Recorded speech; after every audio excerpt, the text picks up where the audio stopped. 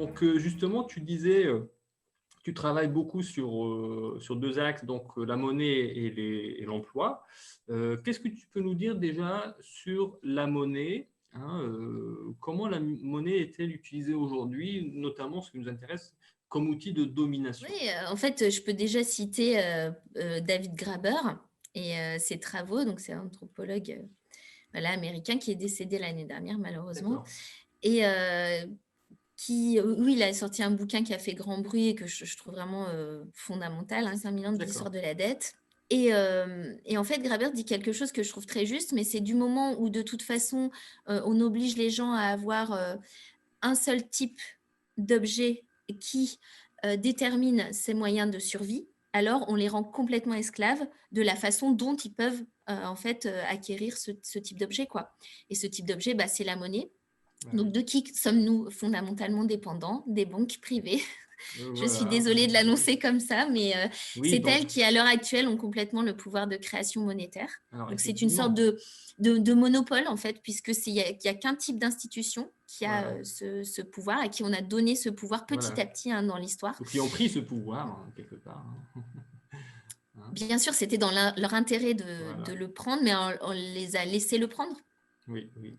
Donc en fait, alors pour aller un peu plus doucement, Ariane, pour que Oui, les gens comprennent bien, donc en fait, là, ce que tu nous dis, c'est que dans les systèmes dans lesquels on vit aujourd'hui, moi j'appelle ça le système de l'État-nation, je ne sais pas toi, comment tu vas l'appeler, mais c'est un système dans lequel, dans chaque pays, donc vous avez un État central qui a tous les pouvoirs et qui a le monopole de la violence. Donc, hein, et donc cet état central, donc centralisé, il va vous dire, voilà, dorénavant, si vous travaillez, voici ce que vous allez gagner. Vous allez gagner des euros, par exemple, ou des dollars. Des dollars.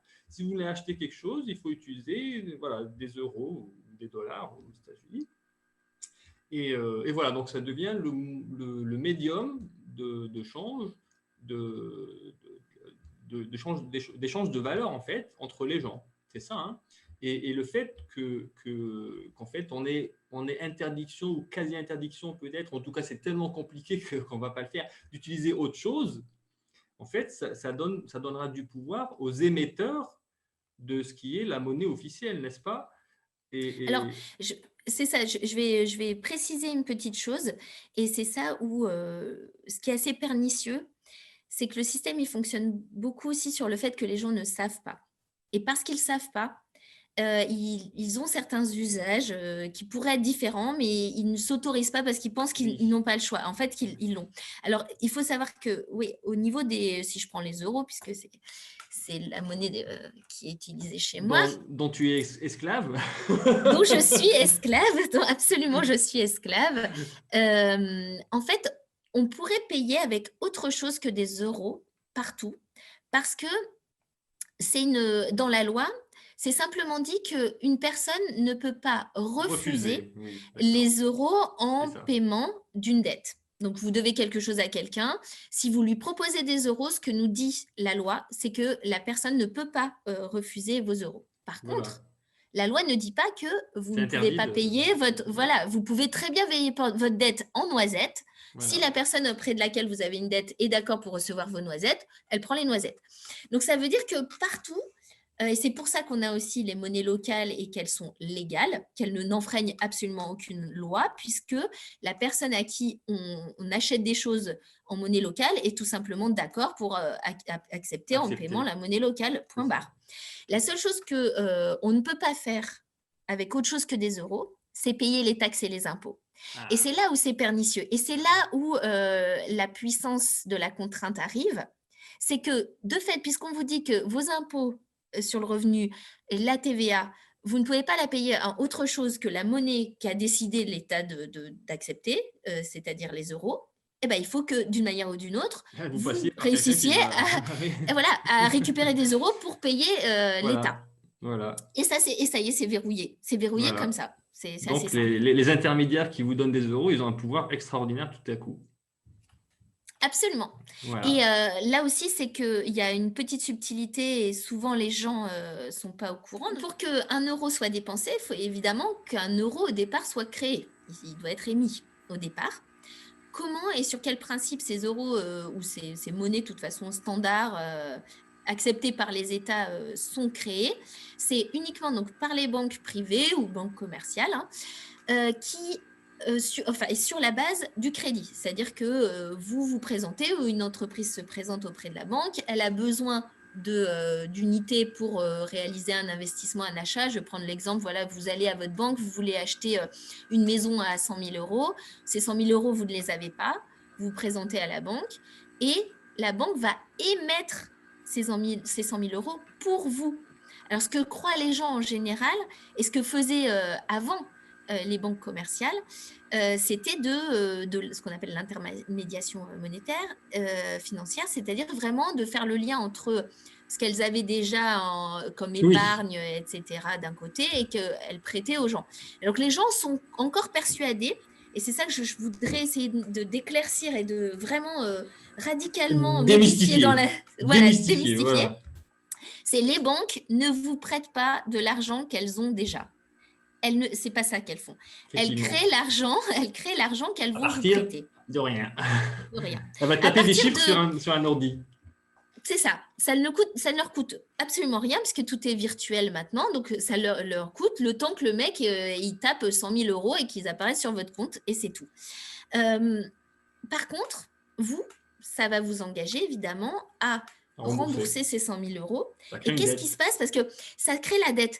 Et les gens, c'est là où ils se font une telle conscience de rembourser la dette en se disant, mais ces 100 000 euros, ils appartiennent à quelqu'un d'autre. Donc, si je ne les rembourse pas, je vole l'argent de quelqu'un d'autre. Mais eh bien non. Alors, à la limite, si vous ne remboursez pas, vous volez la banque qui les a émis au départ pour vous. Donc, vous aurez des ennuis quand même. Mais ce n'est pas parce que vous avez volé le bien de quelqu'un, c'est parce que la banque, elle a créé quelque chose à partir de rien et qu'elle vous a rendu esclave tout à coup. Voilà. Voilà. Alors, il faut savoir que après, c'est un peu plus complexe que ça parce que ça crée une chaîne d'interdépendance d'autres produits, etc. Mais quand même, dans l'esprit, si on caricature, c'est ça. Et il faut savoir que donc, quand on dit ça aux gens, souvent, ils sont en colère après, quand ils s'en rendent compte. Surtout ceux qui ont un crédit. Mais quand ils apprennent. Les 100 000 euros qu'elle a émis au départ pour vous, quand vous remboursez petit à petit le capital, il est tout simplement détruit. Donc, on prend la boule de papier, on la jette à la poubelle. Donc, vous êtes, en gros, vous avez sué sang et eau et travaillé beaucoup pour rembourser cette dette qui est tout simplement détruite, en fait. Les unités sont détruites, elles sortent du circuit. Ce qui n'est pas détruit, par contre, c'est les taux d'intérêt que la banque vous prend pour ce génial service. C'est mis dans sa poche, voilà. Eux, ils sont bien réels. Voilà. Les intérêts sont bien réels et eux, ils ne sont pas détruits. Quand vous remboursez capitaux et intérêts. Les capitaux viennent réduire votre crédit initial, donc ça détruit des unités. Par contre, les taux d'intérêt, la banque, c'est son profit. Et comme n'importe quel autre organisme à but lucratif, ce profit-là, elle l'utilise à faire plein de choses, à investir, à payer ses salariés. Donc, les taux d'intérêt, eux, après, ils ne sont pas détruits et ils circulent. Voilà. Mais les taux d'intérêt ne sont pas créés au départ. Oui. Il n'y a que le capital. Donc, en fait, pour résumer un petit peu, la banque prête aux gens de l'argent qu'elle sort de nulle part. Donc, elle n'a pas de contrepartie de risque, c'est ça. Elle ne risque rien, la banque, parce qu'elle ne vous a pas prêté quelque chose qui lui appartient réellement. C'est des chiffres qu'elle a tapés sur un ordi. Par contre, elle va vous taxer, comme si elle était soumise à un risque. Donc, elle va vous taxer des taux d'intérêt. Donc, en fait, elle vous taxe des taux d'intérêt alors qu'en fait, elle n'a rien à perdre à la base parce qu'elle a créé les choses à partir de rien. L'argent qu'elle vous prête à partir de… Est-ce que c'est comme… On pourrait résumer les choses comme ça? Alors, les seuls risques, tels que je les perçois en tout cas, qui sont liés à ça, c'est que, comme je l'ai dit, après, ça crée une chaîne d'interdépendance entre les établissements financiers. Entre les établissements, oui. Oui, parce que du coup, les 100 000 euros, vous, évidemment, vous allez les transférer sur le compte, si c'est pour acheter une maison, vous transférez ces 100 000 euros sur les comptes de l'ancien propriétaire. Lui, avec ces 100 000 euros, il va faire d'autres choses. Il va peut-être rembourser du crédit. Mais donc, et il n'est peut-être pas dans le même établissement financier que vous. Donc, ça veut dire que la première banque qui vous a prêté les 100 000, si vous dites, ces 100 000, moi, je veux qu'elle aille à la banque B, ça veut dire que la banque A une dette de 100 000 vis-à-vis de la banque B. Oui. Voilà. Et donc, ça, quand même, le risque, c'est qu'à chaque fois, les banques doivent s'assurer qu'elles peuvent rembourser les dettes qu'elles ont vis-à-vis des autres banques. Oui, mais Il ça, y a c'est ça. comme si on disait, vous avez la mafia locale qui vous taxe, et puis le souci, c'est que le mafioso A, il aura une dette avec le mafioso B. Donc, enfin, pour moi, ça me paraît être ça le problème. Hein. Donc, c'est pas un problème. C'est des mafiosos tous à la base. Et après, il y a aussi une petite, quand même, il faut faire rentrer la banque centrale dans ce scénario-là. La banque Voilà. centrale qui orchestre, alors jusqu'à présent, hein, et tant que les banques commerciales n'ont pas développé la blockchain qui leur permettra de faire autrement. Mais pour solder leurs comptes entre elles, ça se fait via leurs comptes qu'elles ont à la banque centrale, dans les banques centrales, où voilà, il y a le compte de la banque A, le compte de la banque B, et donc les banques entre elles, quand elles ont des soldes de dettes à faire, elles le font en monnaie centrale, qui ne sont pas les euros que nous on utilise. Donc ça s'appelle euro aussi. Alors c'est pour ça ça met un flou artistique total où c'est normal que les gens ne comprennent plus rien parce que tout s'appelle euro, mais c'est pas la même chose. Est-ce que c'est ça le M0 ou est-ce que c'est autre chose? C'est tout à fait ça. D'accord. Okay. Le M0, c'est en fait la seule chose. Donc on parle M0, mais ça fait très jargon donc pour les gens. Ça s'appelle la monnaie centrale. Donc on appelle M parce que c'est masse. Donc pour calculer au niveau statistique, voilà, on utilise des agrégats qui s'appellent M0, M1, M2, M3 et qui mesurent en fait la valeur et les volumes de monnaie, d'argent qui circulent dans différentes sphères, voilà, en circulation. Et M0, c'est vraiment l'argent banque centrale, donc, et qui est composé voilà, des unités qui transitent sur les marchés interbancaires et donc sur les comptes de la banque centrale, qui sont dématérialisés aussi, qui sont libellés en euros, et les monnaies, et les billets et les pièces, donc qu'on appelle la monnaie fiduciaire, et dont les banques centrales sont responsables dans le sens juste de la fabrication. Donc, les banques centrales décident des billets, de la fabrication des billets et de leur acheminement vers les banques commerciales. Donc, vers en gros, par exemple, la BNP, voilà, combien ils ont besoin de billets pour achalander leur distributeur automatique de billets, être sûr qu'il y a assez de billets pour faire face à la demande de billets de leurs clients, par exemple. Et puis les pièces, alors là aussi, je ne peux pas dérouler, mais il y a une petite subtilité, c'est que les pièces sont toujours de la responsabilité du Trésor, en fait, et de l'État. Dans la fabrication des pièces, c'est l'État. La fabrication des billets, c'est la Banque centrale. Ouais, ça rajoute de la complexité. Voilà, mais l'État ou les banques centrales, en aucun cas, peuvent mettre en direct cet argent en circulation. Ce n'est que par les banques commerciales que ça peut passer. Voilà, donc de toute façon, on est et M0, voilà, c'est alors parce que souvent aussi ça a vraiment tendance à m'agacer ça. Je pense que c'est pas volontaire, hein, mais c'est que les gens ne savent pas. Mais quand on voit des reportages où on commence à parler voilà du fait que la banque centrale va émettre un certain nombre d'unités pour soutenir l'activité ou des choses comme ça. On voit des images de planches à billets voilà, qui tournent. Oui. Comme si elles imprimaient plus de billets. C'est pas du tout ça qu'elles font.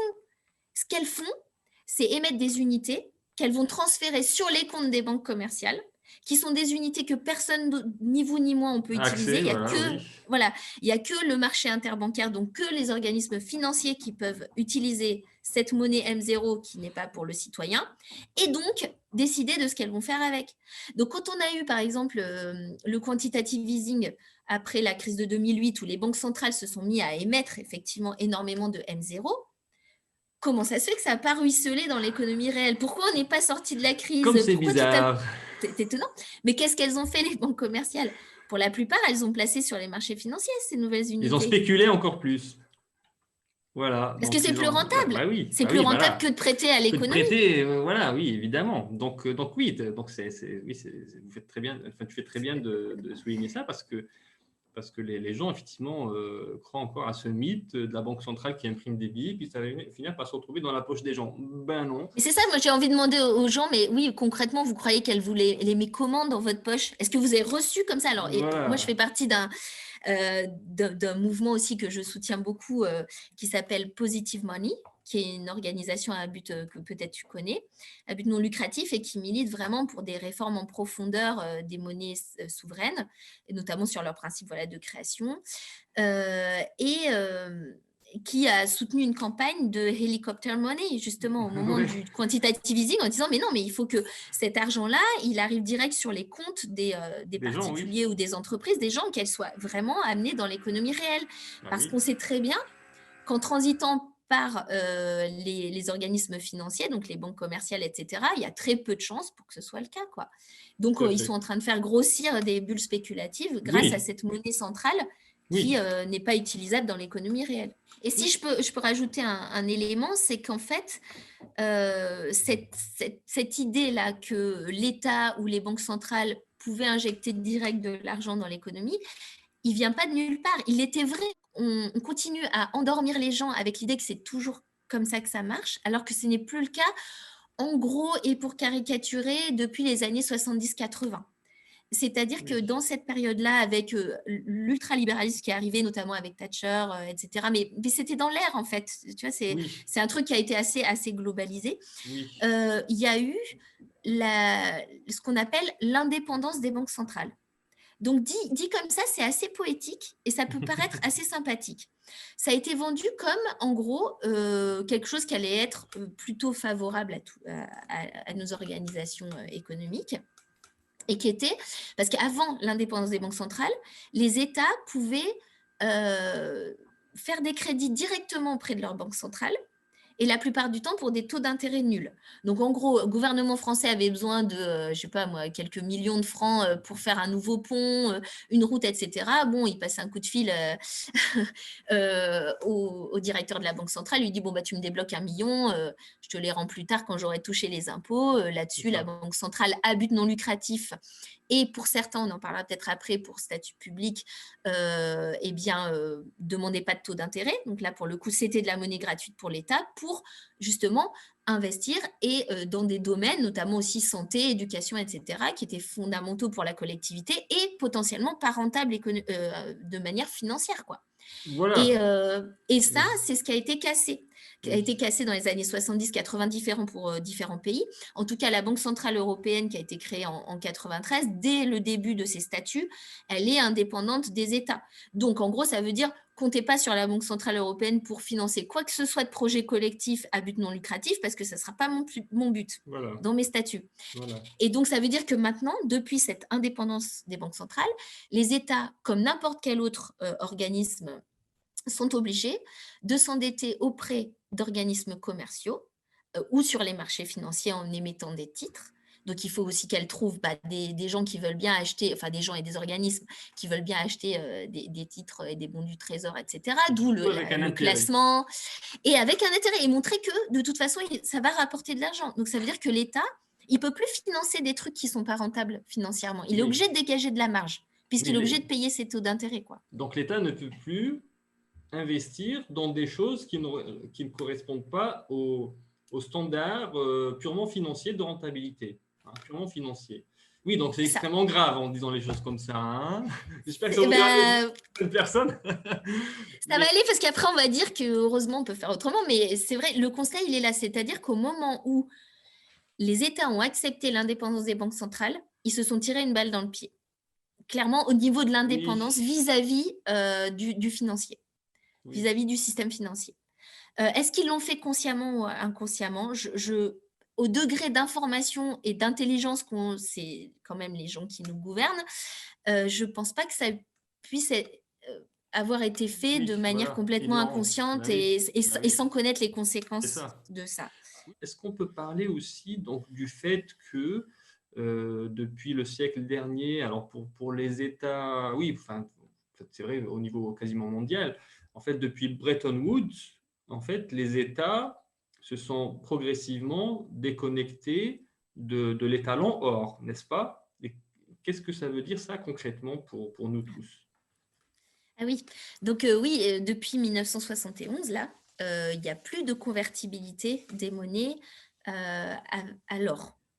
Alors l'idée, c'était que effectivement, avant, un billet, c'était une promesse quand même de pouvoir recevoir quelque chose de physique, hein, de tangible, et qui était un équivalent or.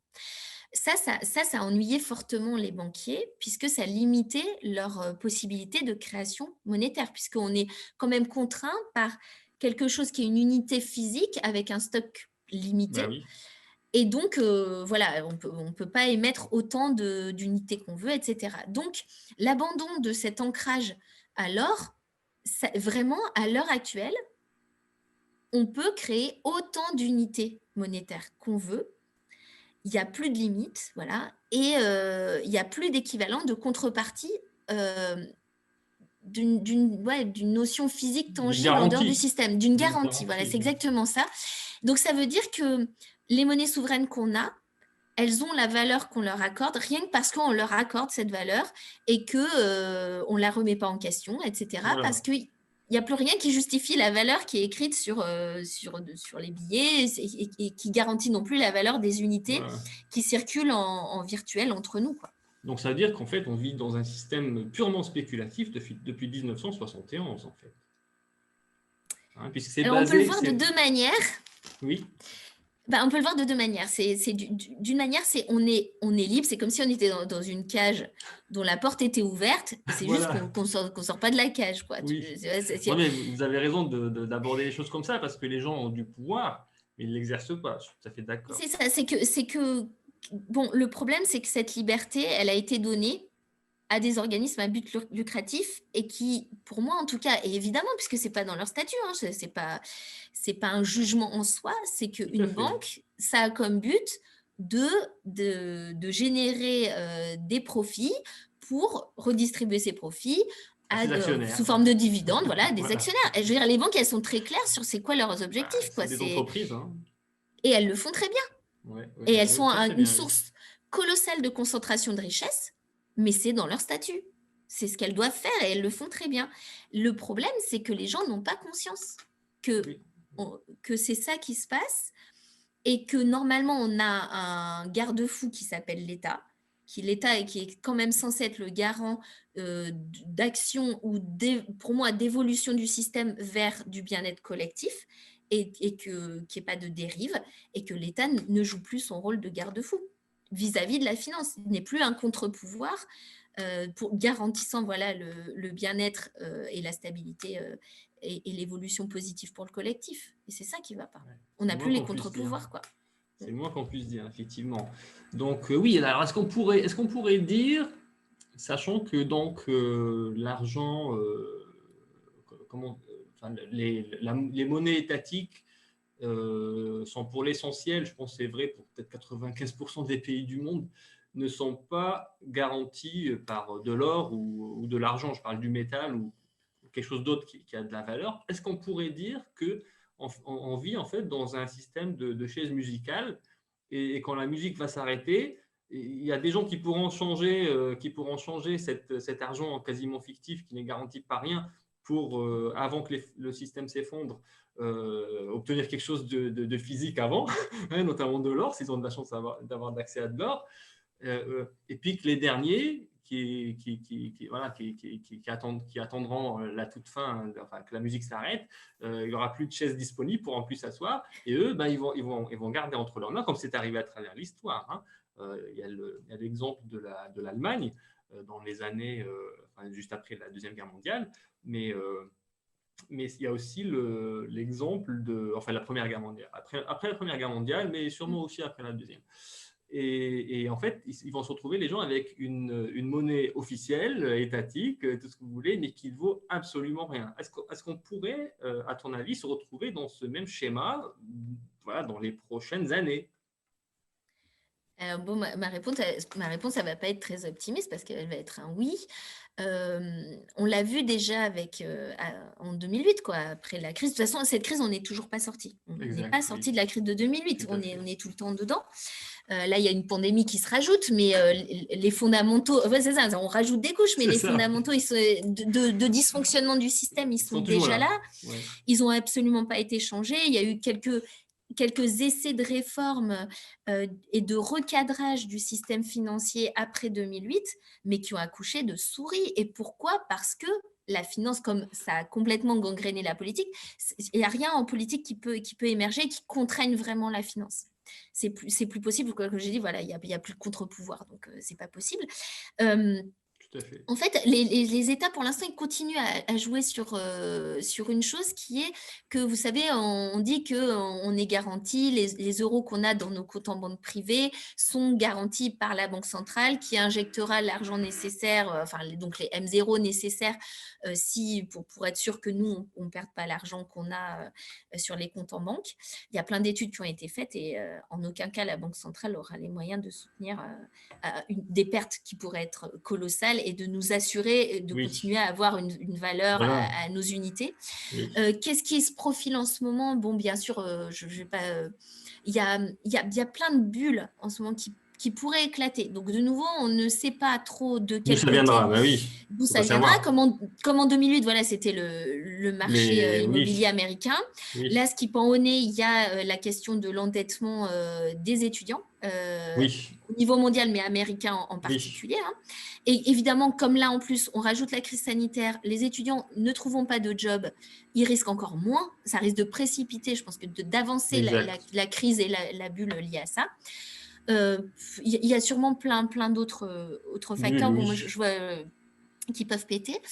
Mais de toute façon, le système tel qu'il fonctionne là, il est hautement spéculatif. Et donc, de toute façon, il y a un endroit où ça va péter, d'autant plus que, comme là, on a une crise sanitaire qui rajoute une crise économique à la crise potentielle financière, parce que normalement, on a plutôt des bulles financières qui viennent contaminer l'économie. Là, on a un facteur supplémentaire qui est une pandémie qui fait fermer certaines boutiques, enfin, c'est très concret, quoi. Certaines activités qui normalement génèrent de la valeur. Voilà, l'économie qu'on appelle réelle, comme s'il y avait une autre économie que réelle, mais donc ça dit bien ça aussi. Oui. L'autre, elle est spéculative, mais ils ne disent pas. L'autre, c'est la financière, c'est ça, c'est l'économie financière. Et donc, du coup, il y a des... Voilà, parce que l'activité réelle, elle génère des profits, de la valeur ajoutée qui va ensuite alimenter toutes ces activités financières, etc. Donc, on coupe un robinet, hein. Donc ça veut dire que potentiellement, ça va avoir des impacts aussi sur la finance et probablement peut-être générer une crise aussi financière plus tôt que si on n'avait pas la pandémie, par exemple. Mais de toute façon, depuis 2008, c'est évident que ça va repéter. Hein. La seule question, c'est quand. Et pour revenir sur cette question de... est-ce qu'il y aura des perdants? Bon, évidemment, il y aura beaucoup de perdants. Quels seront-ils? Comme d'habitude, ceux qui sont le moins informés, voilà. Mais pas que. Je ne sais pas si vous connaissez aussi, ça me permet de filer faire de la pub pour les gens que j'aime bien. Il y a Philippe Erlin, qui publie régulièrement des ouvrages, qui a plein de conférences, qui intervient dans les médias pour essayer justement d'aider les gens dans l'optique d'une nouvelle grosse crise financière à placer leur argent, à se protéger. Donc lui, il est très orienté or. Et d'ailleurs, si vous avez prêté attention, depuis la crise de 2008, on n'a jamais eu autant de petits magasins qui rachètent de l'or, qui vous vendent de l'or, etc. Alors l'or, je crois qu'il y a tellement de gens qui ont commencé à se mettre dessus. Bon, maintenant, les cours ont explosé et qu'il en reste quand même très, très peu. Mais c'est une valeur refuge possible, c'est l'or. Après, Erlin parle aussi des crypto-monnaies comme monnaie refuge, puisque potentiellement, elles seront pas ou peu impactées par un effondrement des monnaies standards. En tout cas, ce sont des alternatives possibles. La seule chose que je vois, moi, là-dedans, c'est que pour utiliser les crypto-monnaies, il vous faut quand même de l'électricité et quand même aussi un réseau Internet, enfin de plein de choses, plein d'infrastructures virtuelles qui doivent fonctionner et que si on a vraiment une grosse crise et parce qu'on a aussi une crise environnementale, que la question de l'énergie devient de plus en plus pressante. Bon, moi, je me dis, si à un moment, on n'a plus d'électricité, je suis peut-être très pessimiste, mais si on n'a plus d'électricité, les cryptos, on ne peut plus les utiliser, quoi, et on les perd. D'où le fait que les gens commencent à investir plutôt et dans l'or et dans l'immobilier, en fait, dans les choses physiques, sur des terres aussi. Voilà, il y a plein de choses possibles pour se mettre à l'abri. Personnellement, je ne fais rien. Il faudrait peut-être vous t'y mettre. Hein. J'ai l'info, mais je ne sais pas, il y a quelque chose en moi. Donc là, c'est pareil, si je peux me partager, parce que les gens croient toujours que parce qu'on a l'information, on arrive, on est à faut-il agir dessus, effectivement, oui. C'est ça, c'est que ça me... quelque part, je pense qu'il y a un petit peu en moi le fait de partager le sort commun. De me dire: «C'est pas Mhm. parce que j'ai de l'information que je vais agir pour moi me mettre à l'abri quand plein d'autres gens ne seront pas à l'abri». Il y a un peu de ça et un peu de peut-être d'avoir du mal aussi à me dire que ça va arriver et qu'il faut que je m'y prépare. Un peu de déni, mais il y a Du aussi déni, ce il y a un peu de déni, mais il y a aussi cette histoire de partage du sort commun bon, qui est assez Bah, présent pour moi aussi. je dirais, si vous agissez sur ces convictions, au contraire, ça donnera l'exemple. Donc, ça aura un côté positif assez fort, d'ailleurs. Oui, parce que le problème, c'est enfin, vous savez, ce qu'on dit en finance, hein, les financiers se disent entre eux, c'est ne me dis pas dans quoi investir, montre-moi ton portfolio. Hein. Ne me dis pas dans quoi il faut que je mette mon argent, montre-moi dans quoi toi, tu as mis ton argent. Hein. Donc voilà, donc en quelque sorte, je dirais, si vous, en plus, vous agissez sur vos convictions, donc ça donnera encore. Enfin, si toi, tu agis, pardon, Ariane, sur tes convictions, ça donnera encore plus de pouvoir à tes paroles. Quoi. Mais c'est vrai, bon, on est tous. Enfin, oui, c'est juste un peu dans le déni. Voilà, c'est pour ça que voilà, que je renvoie les personnes Oui. qui nous écoutent et qui sont intéressées par ce thème-là en particulier vers les ouvrages et tous les conseils que peut donner Philippe Herrlin là-dessus, Super. sur comment se protéger. Dans la troisième partie, nous allons aborder les systèmes monétaires à travers l'histoire et voir comment les monnaies entre guillemets souveraines sont une invention récente apparue avec l'avènement de l'État-nation. Quels sont les systèmes monétaires alternatifs locaux et quels sont leurs avantages et limites? On a ce basculement effectivement du moment où les communautés commencent à se structurer avec des États, donc avec un pouvoir, en tout cas, on l'appelle État comme pas, mais en tout cas un pouvoir central qui va commencer à orchestrer la survie des individus.